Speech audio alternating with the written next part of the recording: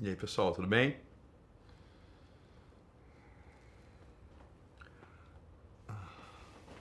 Vamos inverter a ordem? Agora, vamos fazer a leitura, tudo bem? Vamos fazer a leitura aqui.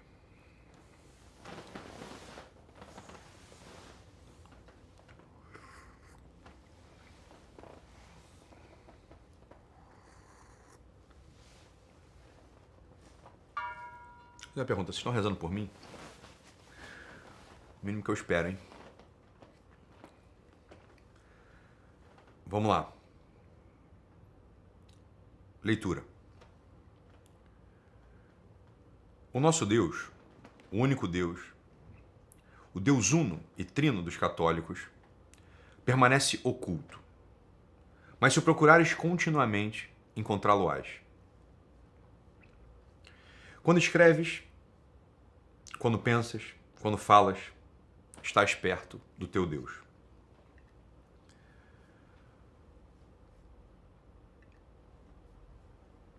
E quando sofres?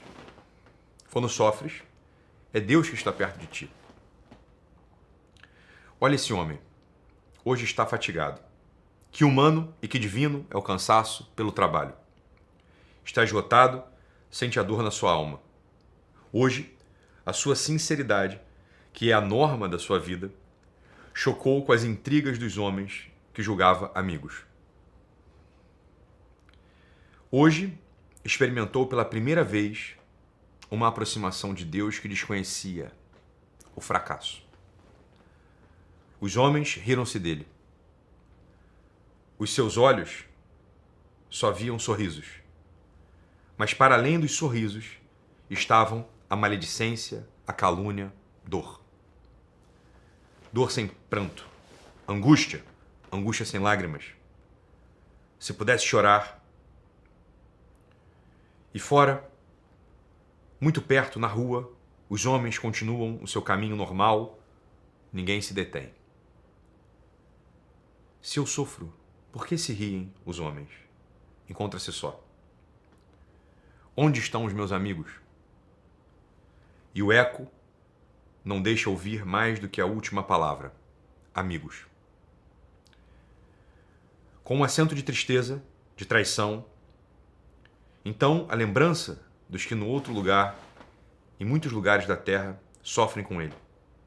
Que unidos estão todos. Como une a dor?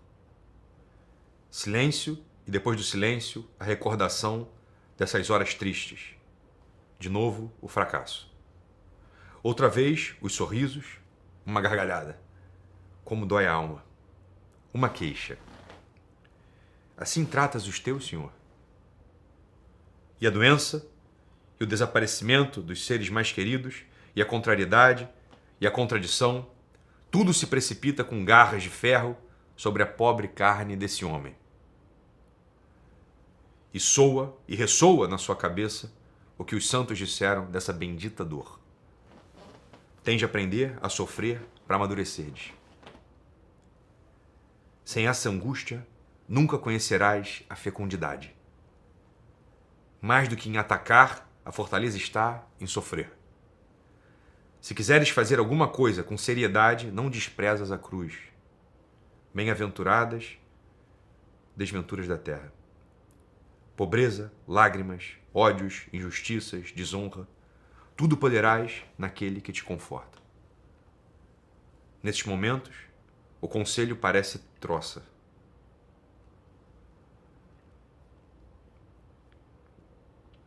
Quando leres isto, haverá milhares de homens proferindo gritos selvagens contra Deus, em prisões e hospitais, na guerra e na paz. Não queremos compreender a dor, que é o sal da nossa vida. Ainda mais queixas. Agora é Jeremias, o profeta valoroso, o que tinha ouvido de Deus esta palavra. Tu, cinge os teus rins, ergue-te e diz-lhe tudo quanto eu te mandar. Não te vergues diante deles. O mesmo que tinha recebido a promessa de Yahvé. Desde hoje, faço-te como cidade fortificada, como coluna de ferro, como muro de bronze para a terra inteira, para os reis de Judá e os reis grandes, para os sacerdotes e para todo o seu povo. Eles combater-te-ão, mas não te vencerão, porque eu estarei contigo para te proteger. Palavra de Yahvé. O profeta, que recebeu essa missão divina de vaticinar a ruína de Judá, o amigo dos seus irmãos, é o mesmo que recebeu deles insultos, traições, atentados, chicotadas. E de Jeremias escutamos a mais amarga queixa saída dos lábios de um homem de Deus. Seduziste-me? Tu eras o mais forte e eu fui vencido. Sou a irrisão de todos os homens, o escárnio do mundo inteiro. Ouço muitas maldições e de todos os lados me ameaçam. Denunciai-o. Até os que me eram meus amigos me espiam para ver se dou um passo em falso. Maldito o dia em que nasci. Maldito o dia em que a minha mãe me deu à luz.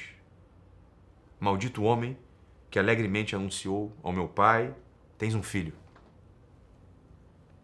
Porque não me matou no seio da minha mãe, e ela teria sido o meu sepulcro, e eu prenhez eterna nas suas entranhas. Saí do ventre de minha mãe para não ver mais que trabalho e dor, e terminar os meus dias na ruína. Talvez tenhas a dizer-me que foram tuas estas palavras em alguma ocasião da vida. Conheces muito de perto o sofrimento e o desamparo. Estás familiarizado com a dor. Assim trata Deus os seus homens quando quer fazê-los fortes. Quando sofres, os teus olhos em Cristo, para acabares o teu lamento como Jeremias acaba o seu. E apesar de ter dito, não pensarei mais nisso, não voltarei mais a falar no seu nome, é dentro de mim um fogo abrasador, que sinto dentro dos meus ossos, que não se pode esquecer nem suportar. Yahvé é para mim como um forte guerreiro, e por isso os meus inimigos cairão vencidos. Cantai a Yahvé, louvai-o, porque ele liberta a alma do pobre da mão dos malvados. Assim termina a dor nos santos, em cânticos e louvores. Cristianismos modernos sem cruz nada tem de cristãos. Essa cruz, essa dor humana, foi divinizada por Cristo. A dor rejuvenesce ou envelhece a alma, mas sempre deixa rasto. Esmaga ou santifica. Todos os homens sofrem. Esses que sorriem também. Sorriem precisamente porque te ultrapassaram no sofrimento e estão mais unidos a Cristo do que tu. Ama e sofrerás muito. Desejo-te e só te quero bem, sofrimento e dor. Amor e dor são duas estrelas que te irão indicando o caminho. À tua esquerda ficaram todos os amores pequenos e sujos. À tua direita, o desespero. Oração e cruz traçam-te um caminho novo, alicerces firmes em que assentar a tua vida. Quando vires uma pobre cruz de pau, só, desprezível e sem valor, e sem crucificado, não esqueças que essa cruz é a tua cruz. A de cada dia, a escondida, sem brilho e sem consolação. que está à espera do crucificado que lhe falta, e esse crucificado tens de ser tu. Aventura da morte. É uma grande aventura a da morte. Uma aventura humana, porque se passa uma só vez na vida, mas recebemos-la com a certeza de que não é um fato isolado, esporádico, sem qualquer relação com os outros acontecimentos vitais. A morte, boa ou má, é o resultante das forças que operam durante a vida. Morre-se como se vive. É humano sentir a separação de um ser amado. Quem não conhece? Raramente é o homem tão homem como quando, depois de se violentar, deixa que as suas lágrimas durmam para sempre nos olhos frios do filho morto, da mãe querida, do irmão santo. Momentos supremos de dor e de silêncio. Um beijo diz tudo. Os olhos vermelhos fitam o céu. E a vida foge. Os olhos vermelhos fitam o morto. Momentos culminantes da dor e de silêncio. Mas essa dor, essas lágrimas, não nos metem medo. A morte não nos pode causar nenhum medo.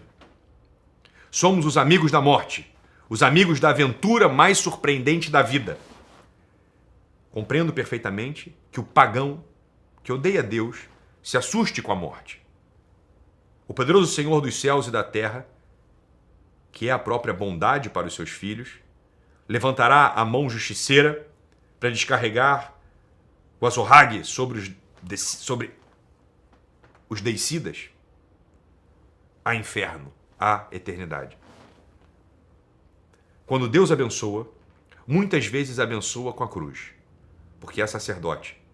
Mas quando Deus castiga, castiga eternamente com o fogo, porque é juiz. Essa é a morte do deicida, do fratricida, daquele que pensou na terra como se fosse para sempre. Para nós, filhos do rei, a morte é a grande porta do céu. Não me agrada dizer da morte que é o começo da vida. A vida começa aqui na terra, com o batismo, e já não tem fim. É este o princípio certo. Vita mutatur, non tolitur. A vida muda-se, não se perde. Compreendo o desprestígio que sofreram nesta última época as virtudes humanas. Nasceu da falsa interpretação que se tem dado às palavras dos santos. Se a morte fosse o começo da vida, nada dessa vida nos interessaria. E interessa-nos. O próprio céu não é mais do que a resultante das forças que operaram na vida.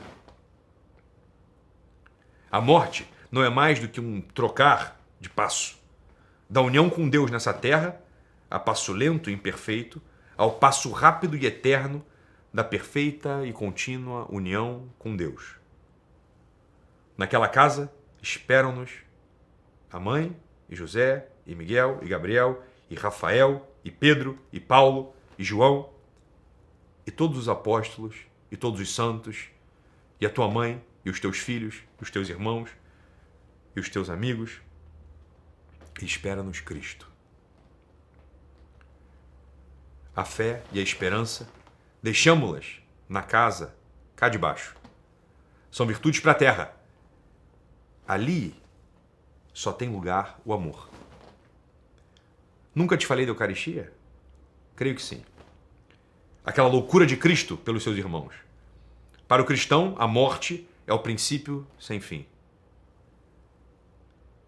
da Eucaristia constante. Ansiedade satisfeita. Cristo já é nosso para sempre. Para sempre, para sempre. É o grito dos santos. A morte, como vês, não pode ser apenas tema de retiros espirituais. A morte, esse trocar de passo, deve ser tema frequente da vida de um cristão. Não a desprezes nem a temas.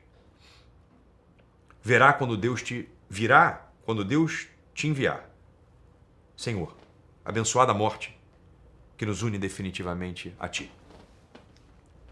Pensar na morte é incentivo para acelerar o passo. Se acaso te mete medo, deves pôr em ordem, quanto antes, as coisas de Deus. Para entender bem a morte, há que viver entregue a Deus por toda a vida. Mas que aos cristãos, em graça, não metam medo com farsas teatrais. Iremos fazer da morte outra negação? Não querer ir a Cristo se conseguimos que na vida do cristão tudo pareça cadeia e tristeza.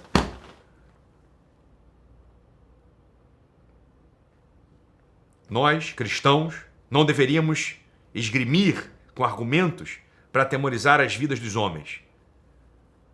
Pelo terror, gelamos as almas. Pelo temor, agrilhoamo-las. O amor há de ser o móvel das nossas ações. O medo, deixamo-lo para os escravos. Somos livres e filhos de Deus. E o que conta é o amor. Os homens livres entendem mais facilmente, por ser mais verdadeiro e evangélico. Um outro princípio. Fazer todas as coisas por amor. É este o sentido positivo da nossa vida na Terra. Enchemos a pobre morte de trapos negros e de flores murchas. Queria que nos enterrassem, aos cristãos, gravando essa inscrição na pedra. Uti itis idi. A Cristo, ao seio eterno da Santíssima Trindade.